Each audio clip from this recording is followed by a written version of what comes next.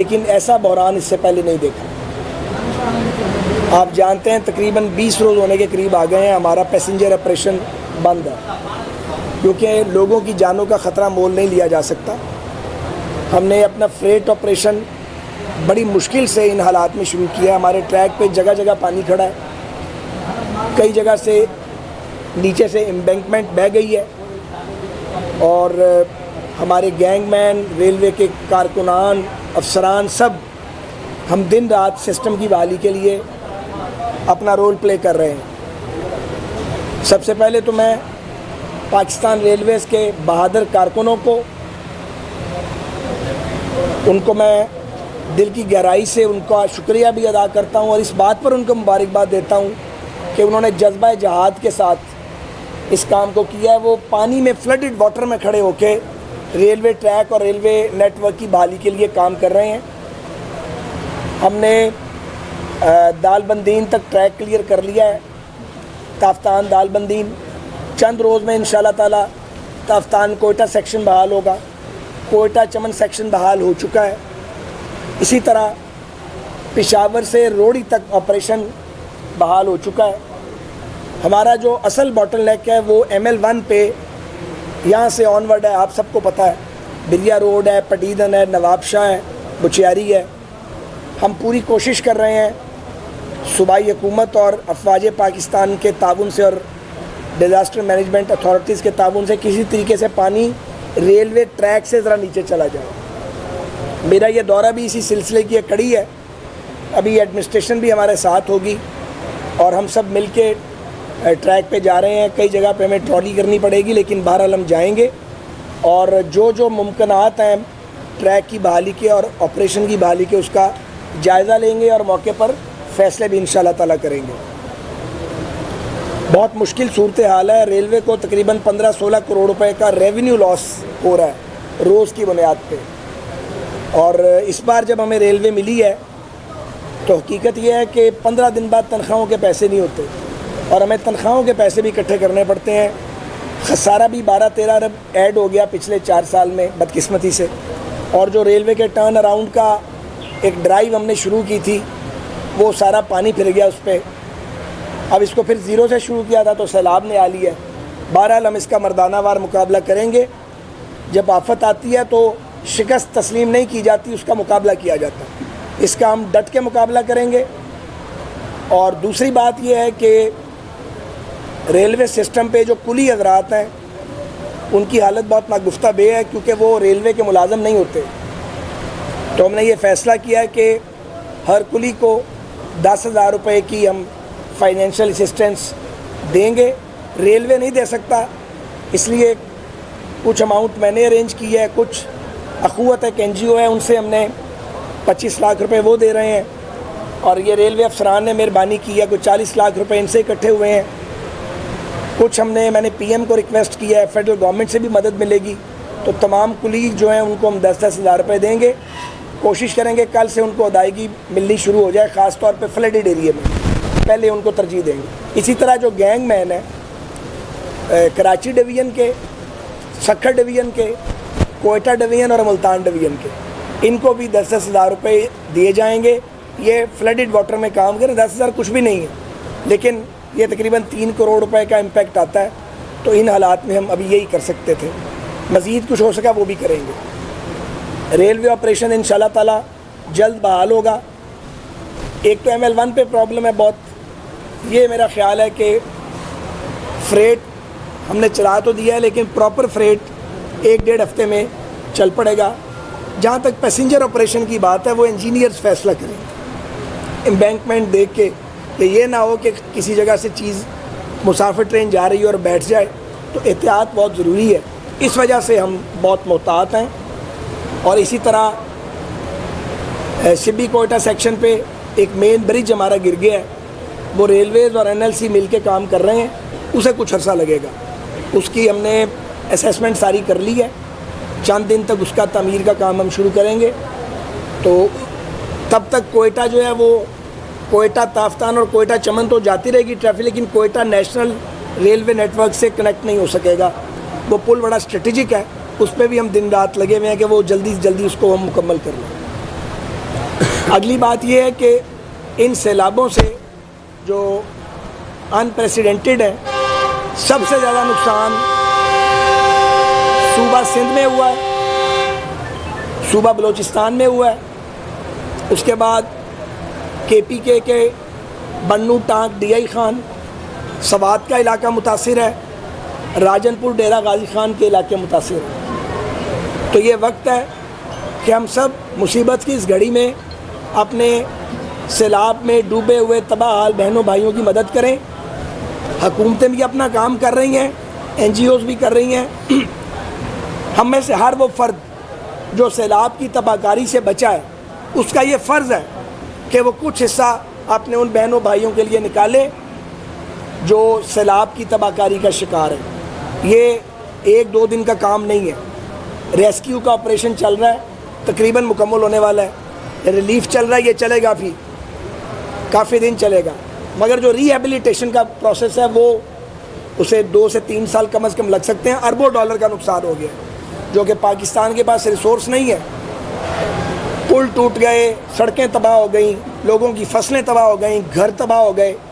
तो इसके लिए कौमी मनसूबाबंदी की ज़रूरत है, जिसके लिए अदारा कायम किया फेडरल गवर्नमेंट ने, जिसे आसन इकबाल साहब लीड कर रहे हैं। उसमें NDMA है, सूबाई हुकूमतें भी उसका हिस्सा हैं, वो मनसूबाबंदी भी साथ साथ कर रहे हैं। मगर सबसे बड़ी ज़रूरत जज्बे की है। ठीक है कि दुनिया अब हमारी मदद के लिए आ रही है, लेकिन मुल्क से बाहर देखने की बजाय हमें अपने वसाइल पर भरोसा करना है। और 3 करोड़ से ज़ायद लोग डूबे हैं बदकिस्मती से, लेकिन 17-18 करोड़ लोग हैं जो महफूज रहे हैं इस बला से। तो ये हमारी ज़िम्मेदारी है।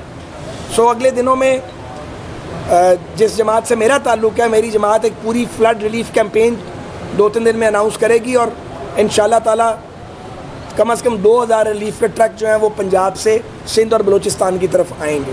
उसका ऐलान जो है वो पॉलिटिकल लीडरशिप करेगी। मैं यहाँ चूँकि बतौर रेलवे के वज़ीर के मौजूद हूँ, इसलिए मैंने बात रेलवे के हवाले से की है। आप सबका बहुत शुक्रिया। हमने थोड़ी देर में नमाज की अदायगी के बाद आगे जाना है फ्लडेड एरिया में, तो मैं आपसे इजाज़त चाहूँगा। अच्छा ख्वाजा साहब, थोड़ा ये हमें बताएं कि बजनू के ऊपर कितना नुकसान हुआ, कितने दिनों का, और जो है ना उसको पूरा किस तरह होगा, और ट्रैक जो है जिस तरह आप कह रहे हैं कि ये है, और ये एरिया जो ख़राब है खासतौर पर कराची जाने वाली, तो कितनी मुतासर होगी और आइंदा कितना नुकसान का अंदेशा है, इसका थोड़ा मजबूत तो देखें। जी गुजारिश ये है कि अभी चूँकि पानी उतरा नहीं है और हमारे पुश्तों के साथ भी पानी खड़ा है और बाज़ जगह ट्रैक के ऊपर खड़ा है, तो हम कोई फिगर बिला वजह असेसमेंट के बगैर असेसमेंट के तहकीक के जारी नहीं कर सकते। ये बिलियंस का नुकसान है। कितना है ये पता लगेगा जब सैलाब का पानी उतरेगा। हमारे इंजीनियर्स, ये प्रोफेशनल लोगों का काम है। सिविल इंजीनियरिंग का बहुत बड़ा शोबा है हमारे पास रेलवेज़ में, तभी हम बता पाएंगे। लेकिन ये मैं बता सकता हूँ कि पैसेंजर ऑपरेशन कराची पेशावर के बीच, यानी रोड़ी कराची के बीच बहाल होने के लिए कुछ वक्त लगेगा, चंद हफ्ते भी लग सकते हैं, जब तक, क्योंकि वो नीचे सारा कुछ वेट है। जो हमने पीछे ठीक भी कर दिया है, ये जो खानपुर रोड़ी सेक्शन है ये ठीक हो गया है।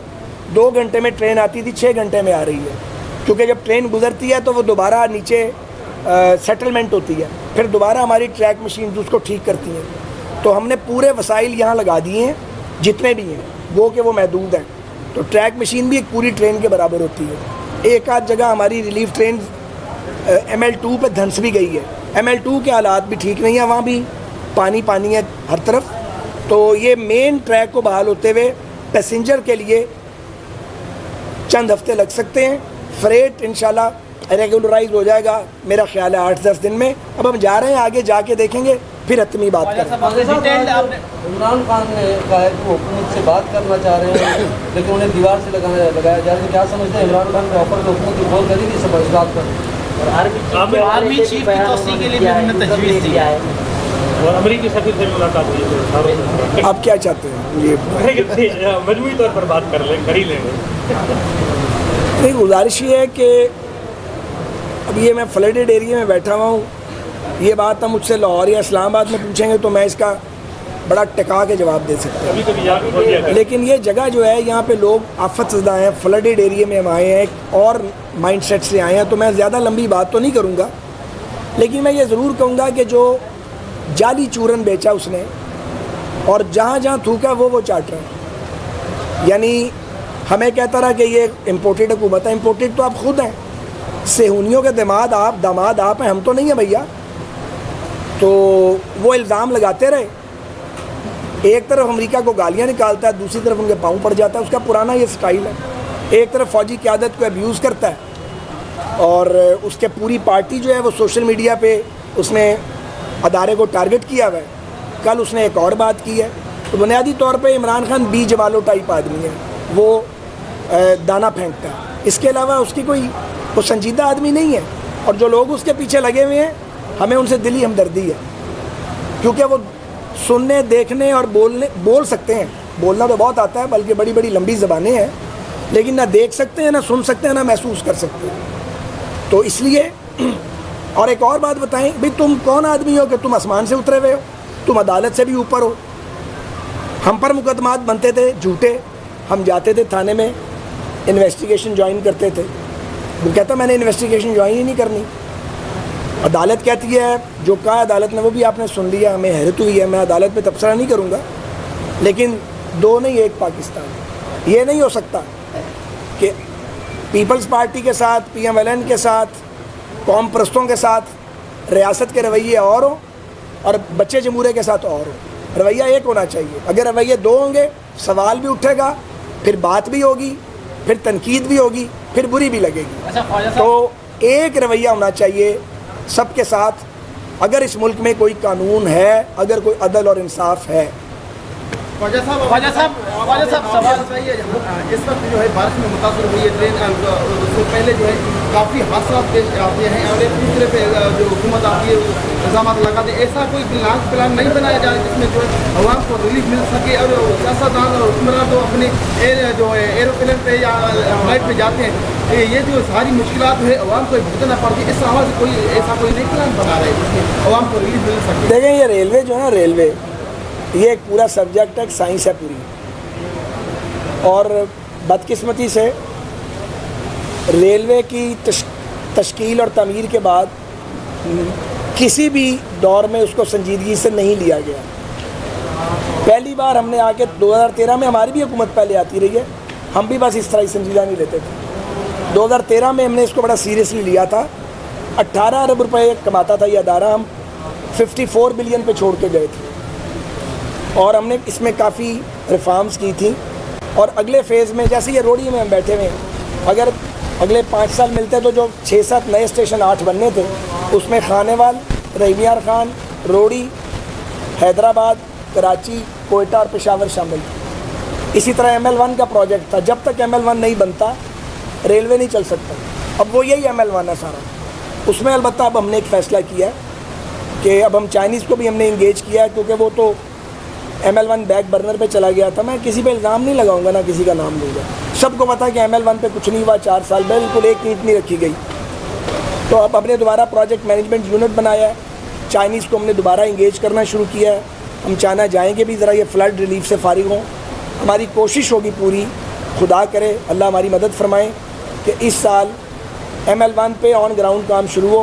फ़ैसला ये किया है, पहले ML1 जो था उसमें लाहौर मुल्तान सेक्शन था और एक इंस्टीट्यूट था और लाहौर लाला मूसा था, उसे हमने ख़त्म कर दिया। वो फ़ेज़ 2 होगा। अब फ़ेज़ 1 होगा रोडी कोटरी, कोटरी कराची, क्योंकि ये सेक्शन वर्स्ट है।